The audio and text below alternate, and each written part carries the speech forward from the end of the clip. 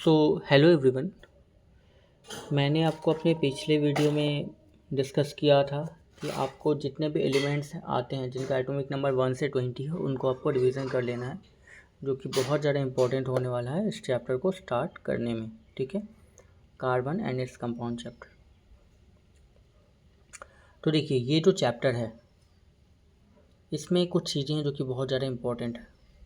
जैसे कुछ एमसीक्यू में आपसे पूछ लिया कि अर्थ की क्रस्ट में कितना परसेंट कार्बन है, तो वो 0.02% कार्बन है। और वो कार्बन किस फॉर्म में है, तो वो मिनरल्स के फॉर्म में है, like carbonates, hydrogen carbonates, coal and petroleum. ठीक है, और जो एटमॉस्फेयर है उसमें 0.03% कार्बन है कार्बन डाइऑक्साइड के फॉर्म में। ठीक है,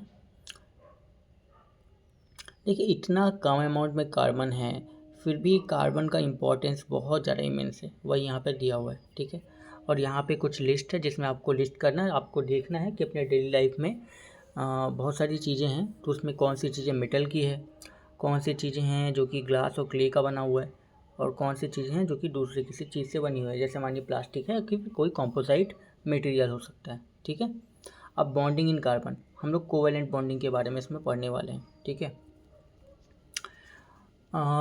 इससे पिछले वाले जो चैप्टर है उसमें बेसिकली आयनिक बॉन्डिंग के बारे में बताया गया है। तो आयनिक बॉन्डिंग आयनिक कंपाउंड्स में मिलता है और कोवेलेंट बॉन्डिंग कोवेलेंट कंपाउंड्स में। ठीक है, अच्छा अब इसमें देखिए, जो आयनिक कंपाउंड होते हैं उनका high melting and boiling point होता है, और वो इलेक्ट्रिसिटी को कंडक्ट कर सकता है अपना मोल्टन स्टेट में। हाई मेल्टिंग पॉइंट होने का मतलब वो जल्दी मेल्ट नहीं होगा, उसको बहुत ज़्यादा हाई टेम्परेचर चाहिए बॉयल होने के लिए। ठीक है, यानी कि बहुत ज़्यादा टेम्परेचर लगेगा तब जाके वो गलेगा, मेल्ट होगा। ठीक है, और बॉइलिंग पॉइंट यहाँ पे जो है वो भी इसका हाई होता है, यानी कि वो जल्दी बॉयल भी नहीं होगा। ठीक है, और वो मोल्टन स्टेट में जब होगा तब वो इलेक्ट्रिसिटी को भी कंडक्ट कर सकता है। आयनिक कंपाउंड, ठीक है, ध्यान दीजिए, आयनिक कंपाउंड का ये प्रॉपर्टी है। इस चैप्टर में हम कुछ कोवेलेंट कंपाउंड्स देखने वाले हैं। ठीक है, और देखेंगे कि उनमें जो कोवेलेंट बॉन्डिंग है वो कैसे फॉर्म होता है। ठीक है, अच्छा यहाँ पे एक चार्ट आप देख रहे हैं, ये दिया है melting and boiling points of some compounds of carbon. ठीक है, ठीक है, इसको आप थोड़ा अच्छे से देख लें। ठीक है,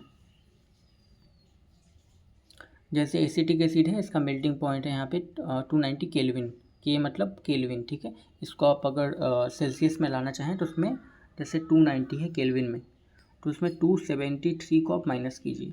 ठीक है, तो जो आएगा वो आपका सेल्सियस में आएगा, डिग्री सेल्सियस में। ठीक है, चलिए अब आगे देखते हैं क्या है और कोवेलेंट बॉन्डिंग कैसे फॉर्म होता है। आपको कोई भी डाउट होगा तो आप कमेंट सेक्शन में पूछ लीजिए। ठीक है, देखिए यहाँ पे पहला जो यहाँ पे कोवेलेंट बॉन्डिंग हो रहा है, या जो कोवेलेंट बॉन्ड फॉर्म हो रहा है वो क्या है, हाइड्रोजन मॉलिक्यूल।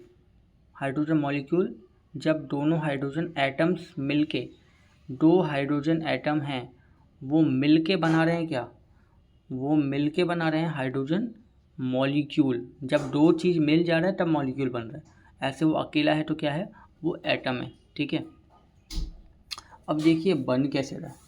ठीक है, इसको मैं आपको दिखाता हूँ।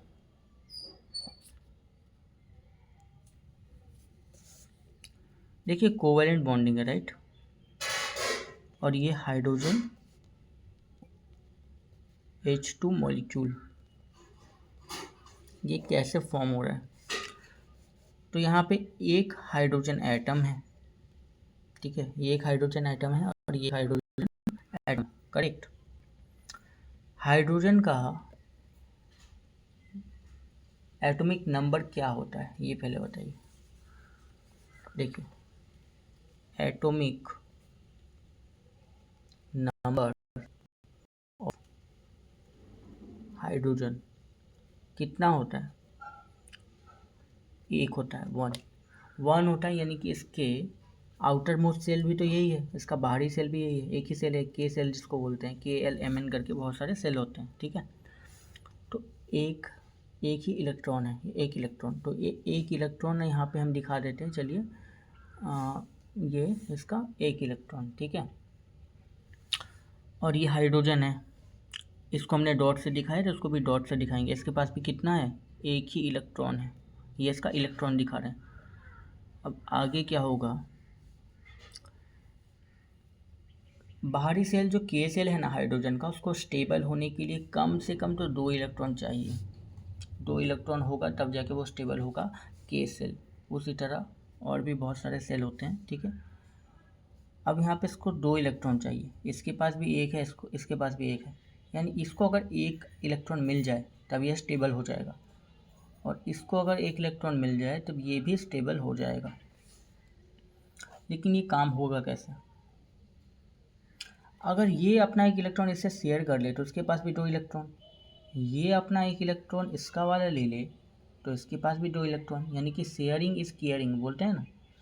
तो यहाँ पे दोनों शेयर करेंगे अपना एक एक इलेक्ट्रॉन। और देखिए आप कैसे बनाना है, यहाँ पे H के लिए यहाँ पे सर्कल किया आपने, फिर आपने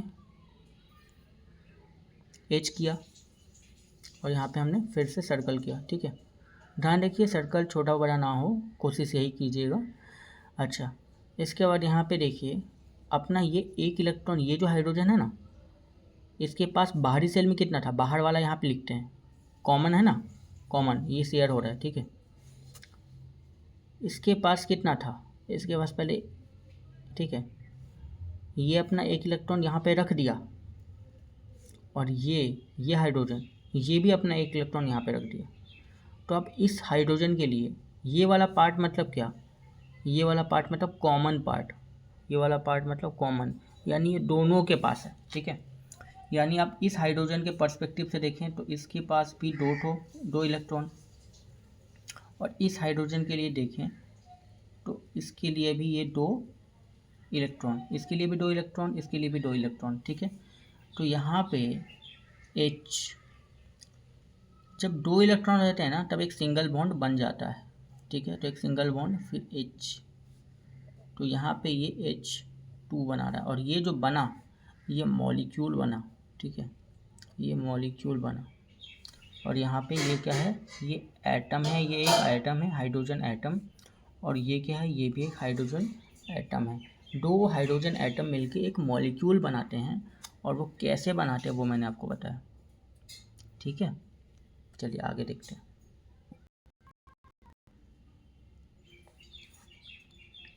अब यहाँ पे आपको समझ में आ रहा होगा, यहाँ पे क्रॉस करके दिखाया है, डॉट करके भी आप दिखा सकते हैं, क्रॉस करके भी दिखा सकते हैं, आपको जैसा इच्छा हो उससे कोई इशू नहीं है, बस आपको दिखाना है इलेक्ट्रॉन बहुत अच्छे से, ठीक है।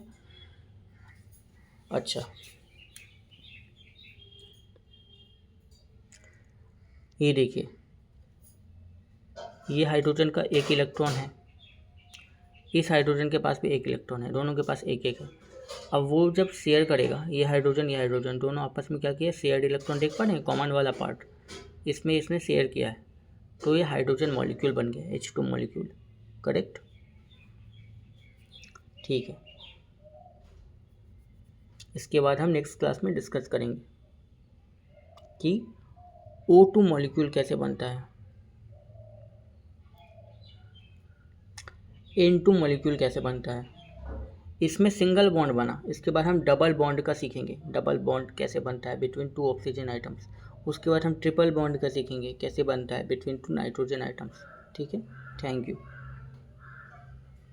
आप हमारे साथ बने रहिए और वीडियोस जो है वो कंटिन्यूसली देखते रहिए, और एक नोटबुक और पेन लेकर बैठिए, ठीक है। और कोई भी डाउट हो तो उसको कमेंट सेक्शन में पूछ लीजिए। Thank you.